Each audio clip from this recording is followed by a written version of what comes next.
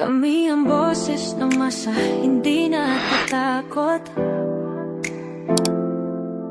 Katotohanan lang, di kami na... Hello, magandang umaga, magandang tanghali, magandang gabi po sa inyong lahat. Nagbabalik po ang inyong lingkod, Deo Durano TV 2.0. Komentaryohan lang po natin itong pagwawala ngayon lilicture di umano ni Loren Legarda doon sa BICAM Committee. Kasi nga po, nagagalit po siya kasi nga uso na naman po talagang insertion, mga kababayan. Insert itong mga congressman natin. Lahat ng sangay ng gobyerno, pahabol sila ng pahabol ng pera ng bayan, mga kababayan. Yun na nga ang problema natin eh. Kasi nga, nung 2025 budget, problema na po talaga yon, mga kababayan. Ngayon, gusto nilang maging natin. Yun ang magiging problema natin ngayon. Dahil sila, insert ngayon ang pera ng bayan doon sa BICAM Committee para sa budget ng 2026, mga kababayan. Mabuti na lang, mayroong humaharang na talaga ngayon, mga kababayan. Hindi nila pinapayagang insert na lang ng insert nang hindi nila makikita kung saan papunta talaga ang proyekto. Pakinggan lang po muna natin itong favorite song ng ating kagalang-galang na presidente, mga kababayan.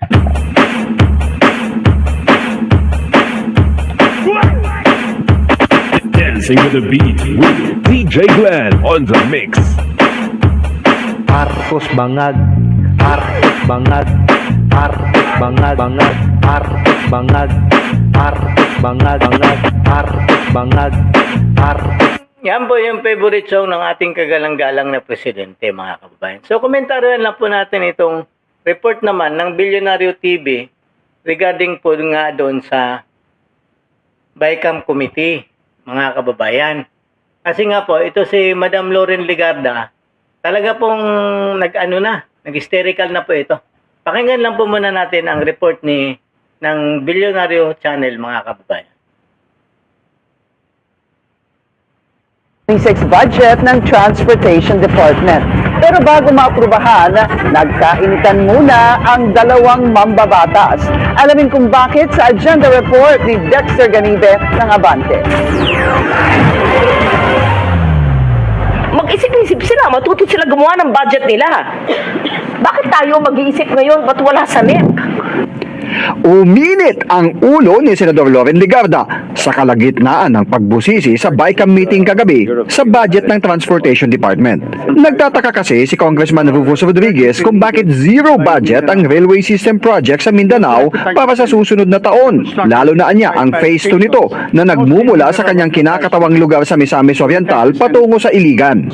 Natapos na anya ang project study na pinaglaanan ng 100 million pesos na budget. Mahalaga kasi anya ang railway system dahil ito ay mabilis at murang uri ng transportasyon. We know why there is nothing here yet about these two very important railway systems which are good for 22% of our people who are in Mindanao, 22% of the 119 million Filipinos. Do we know about that? Why there's nothing here, zero? It's not in the NEP. The agency did not request for that. So I think the most appropriate agency to talk to and inquire about that is the Department of Transportation. Dito na umandar ang pagiging professor ni Senator Loren at nagsimulang mag-lecture sa BICAM. Sang-ayon ako sa inyo, kailangan.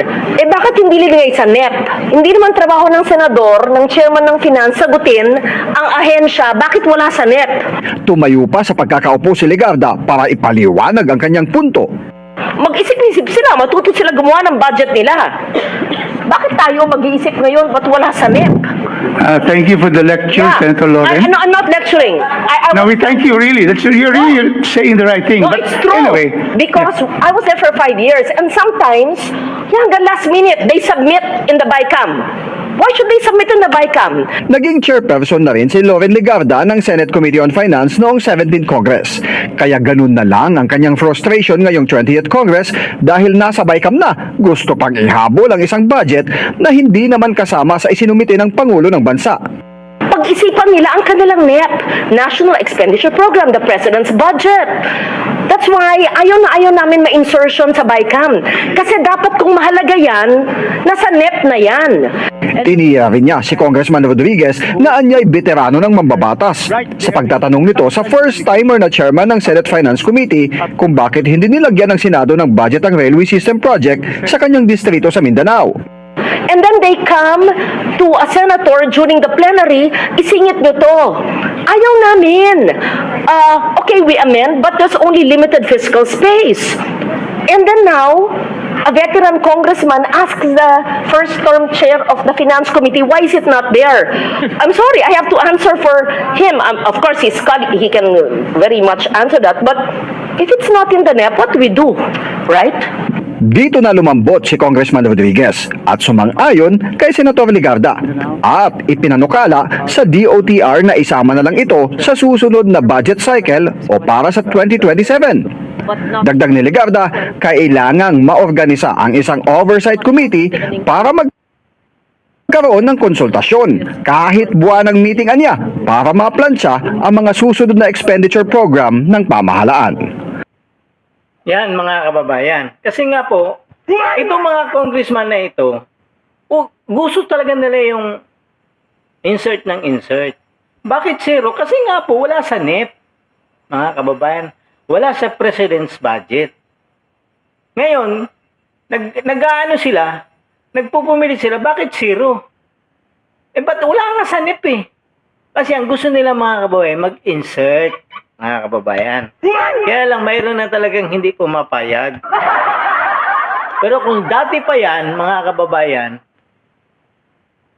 may na-insert na naman yan. Pero hindi natin alam kung talagang zero yan. Baka mamaya, pagkatapos ng meeting ng BICAM na yan, na-aprobahan na yung budget, pagdating kasi sa Kongreso, mayroon pang small committee yan, mga kababayan. Yan po ang babantayan natin dyan. Kasi katulad sa naririnig ko naman kanina, dun sa hearing na naman sa BICAM, mayroong daw di umano ng Department of Agriculture na budget na gustong ilipat doon sa farm to market road. Yan na naman ang kanilang mga kababayan. Samantala, wala naman silang, ang budget sa 2025 na farm to market road, wala namang nagagawa. Tapos hihingi sila ngayon, yung budget na hinihingi nila, gusto nilang ilipat ngayon doon sa farm to market road. Diyan po ang nakakaano dito sa atin mga kababayan doon sa budget na ito. Niluluko po talaga ang taong bayan ito, mga kababayan. Ito, naka-live ito. Pero pagkatapos ng pag-recess niyan, nag-uusap-usap yan sila ng hindi naka-video. Walang camera. Sila-sila lang ang nag-uusap. Doon ba malalaman natin kung anong pinag-uusapan nila? Wala. Parang nandun na rin sila sa executive session. Katulad nga ng sinasabi ni Marcoleta na, kain lang kami ng kain doon. Wala naman kaming ginagawa doon. Usap lang ng usap doon. Kanya-kanya. Sino-sino. Yun lang ang nakakalungkot dyan, mga kababayan. Kasi pagkatapos po nitong BICAM committee na ito, doon sa Senado, at saka joint, Kongreso at saka Senado. Ang magdidesisyon nito, bandang huli, ang Kongreso. At doon sila magkikreate ng small committee, mga kababayan. Doon nangyayari sa small committee ang kababalakhan na insertion. Kasi nga, parang ganito yan, mga kababayan eh. Pag yung presidente, sasabihan ng isang departamento, nakalimutan natin yan. Mr. President, mayroon tayong nakalimutan na ganito. Insert mo. Insert na lang yan. Ano pa? Ito, Mr. President, mayroon niya. Sige, pa-insert mo yan. Ganon ang ginagawa nila, mga kababayan.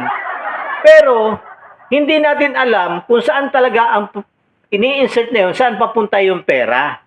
Basta insert lang ng insert. Walang kasiguruhan kung saan kukunin at kung saan proyekto dadalhin. Diyan po nagkakaluko-luko ang pera ng bayan, mga kababayan.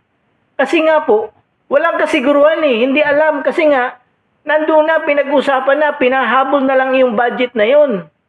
Di ba po?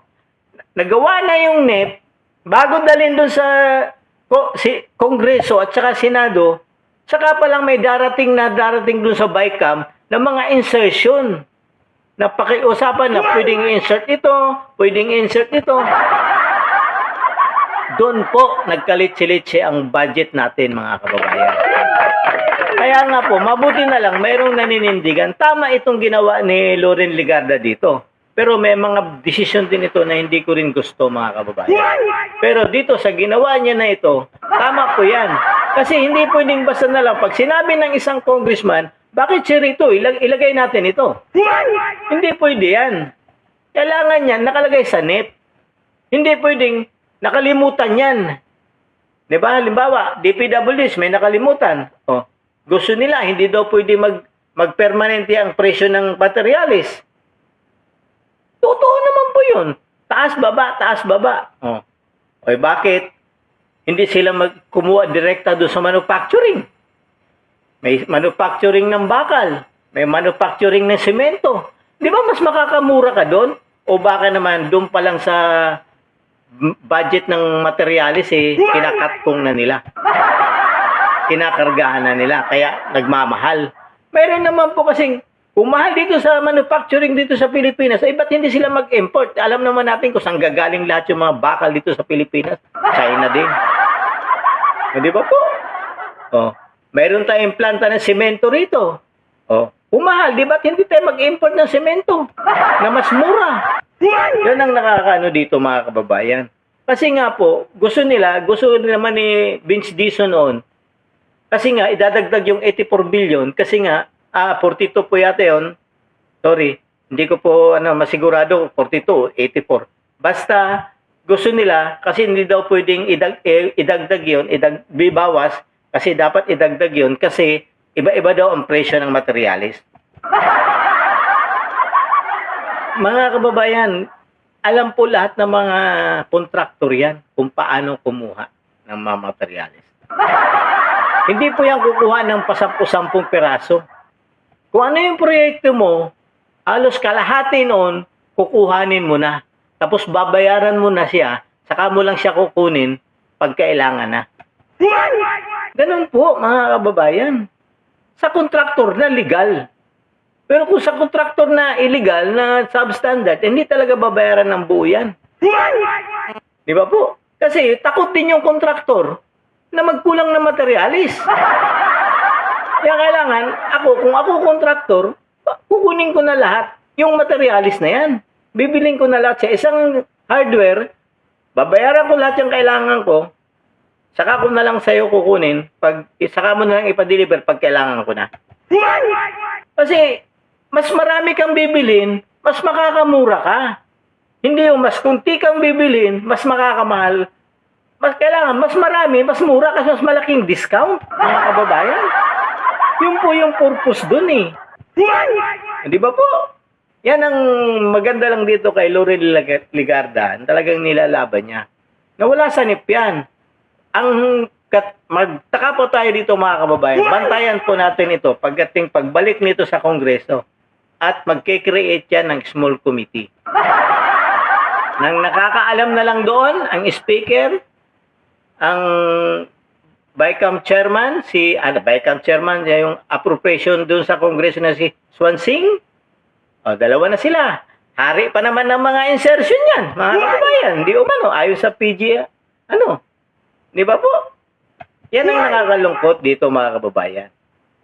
Ang ginagawa nila ngayon, lahat ng congressman, ini-insert na nila ng bilyon-bilyon sa kanilang mga distrito. Parang in-spread out nila yung para hindi mahalata. Kailangan i-budget mo 1.7 billion, gawin mong 3.7 billion. Amin yung 2.2 billion. Baka ganun ang nangyayari ngayon. Kaya uso pa rin talaga yung insertion na yun. Binago lang allocable. Yan, makakalungkot, mga kababayan. Allocable. Yan. Diba po, mga kababayan? Mga salot talaga ito sa lipunan nito, mga congressman na ito, mga kababayan. Puro pahabol ng budget. Wala naman sa NEP. Tama yun, sinasabi ni Loren Legarda. O, diba? O, hanggang dito na lang po, mga kababayan. Palambing naman po ng share, like, and subscribe to my YouTube channel, Deo Durano TV 2.0. God save the Philippines. Kami ang boses ng masa, hindi natatakot. Katotohanan lang, di kami nalulunod. Walang bahid ng sismis, lahat ay totoo. Kahit sino ka pa, pag mali ka babanatan ka.